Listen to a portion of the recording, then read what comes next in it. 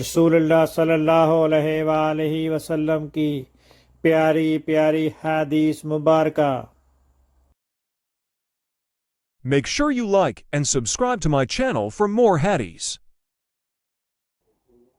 حضرت صلی اللہ علیہ وسلم نے فرمایا، مجھے دوزخ دکھلائی گئی تو اس میں زیادہ تر عورتیں تھیں جو کفر کرتی ہیں۔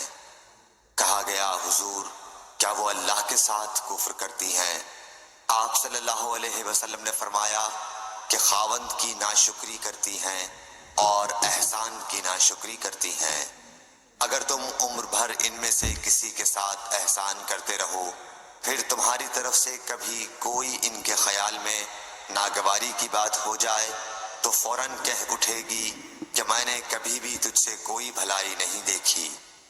صحیح بخاری حدیث نمبر 29۔